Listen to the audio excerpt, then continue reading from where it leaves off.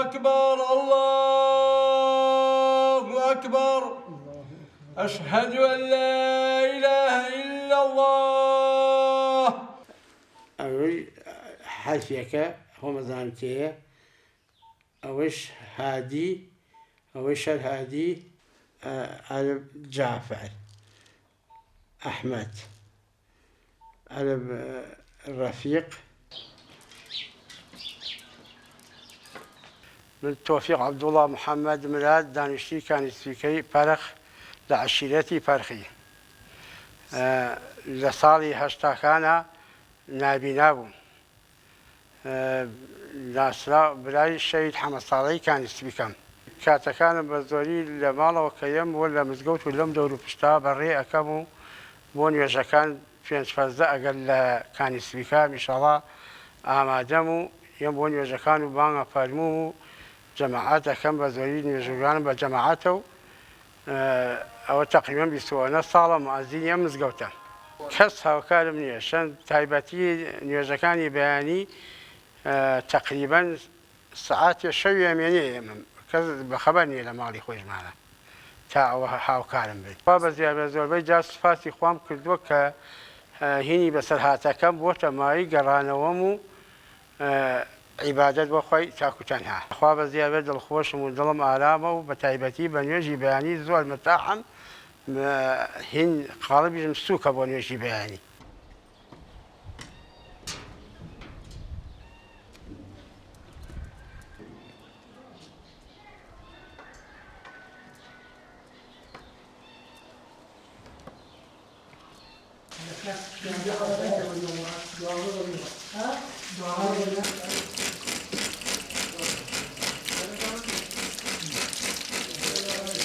زۆری شانازی پێوەکەم کە ئیسا کە من خۆوای لێ کردووم بە خەڵاتێکی گەورەیە زانم کە گومڕا نەبووم و شوێنی ئەو دینەی خوا کەوتم ئینشاءڵڵا بە عەقڵی خۆم بەیانیان ئەستەغفر الله عند لا إله إلا أنت سبحانك إني كنت من الظالمين وأمانة سبحان الله وبحمده أستغفر الله وأتوب إليك حولي بقرة وآخري بقرة آية الكرسي وكل كانوا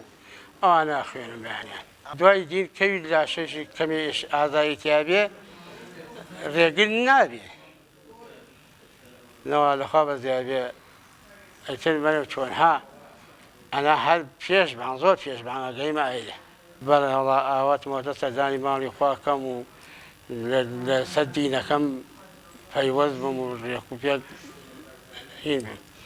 دام زراوبا قد قامت الصلاة قد قامت الصلاة الله أكبر الله أكبر لا إله إلا الله.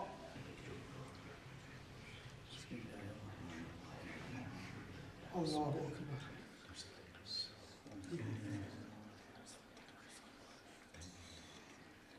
ئێمە بەیەکۆین ڕۆژانە یەن بۆ مزگەوت لە کاتەکانی یانشە هەموو کات ئامادەیە سوپاس بۆ پەروەردگار پیاوێکی زیرەک پیاوێکی عاقڵ پیاوێکی لەسەرخۆ پیاوێکی مسڵمان سوپاس بۆ خوا یعنی لە کاتی بانگە لە کاتی جەماعەتە حازرە هەموو کات و لە کاتی لە کاتەنجە کە موبایل پێ یعنی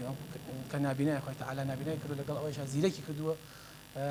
ئەزانێت کێ تەلەفۆنی بۆکە ئەزانێت کێ بۆی نەکردووە و یعنی من بەڕاستی بەلامەوە عەجیبە کە پیاوێکی ئەوە ماشەڵڵا کە نابینای ئەوە نەزیرەک کاتی بانگە هەموو کاتێک پێش بانگ لێرە ئامادەیە لە کاتی من ڕەمەزانە لە ڕەمەزان یعنی تۆ بەفر بێ باران بێت ئەم هەر ئامادەیە سپاس بۆخوا لە بەیانیانە لە پارشێوانە لە عیشایانە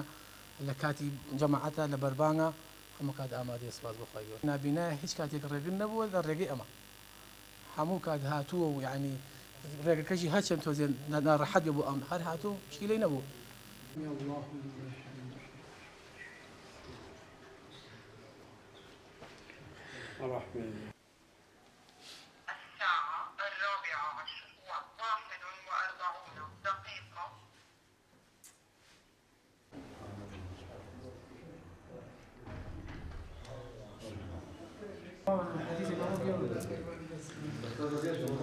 الساعة 14:41 دقيقة. نشيد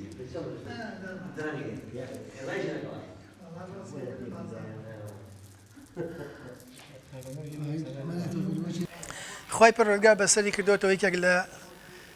ئەندامەکانی لێوەرگرتوتەوە بەڵام لە مقابلە دەیان شتی جوانی پێبەخشیوە بەڵێ مەلا تۆفیق نابینایە بەڵام دڵی ڕۆشنە پیاوێکە ئیلتیزاماتی مزگەوتی هێتوانم بڵێم ڕیشی لەم ڕێگەی مزگەوتە ئاسپی کردووە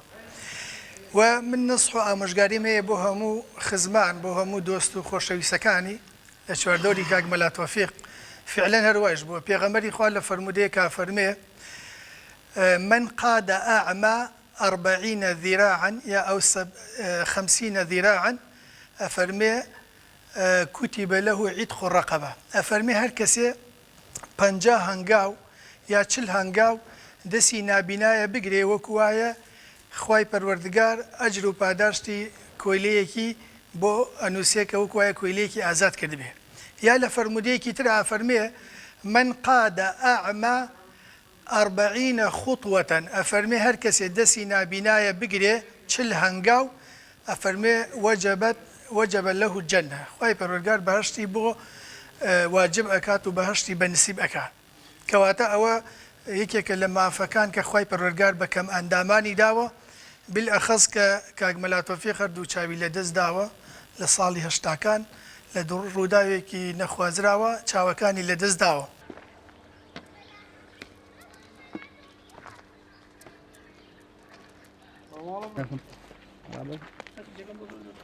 Azam kiraوە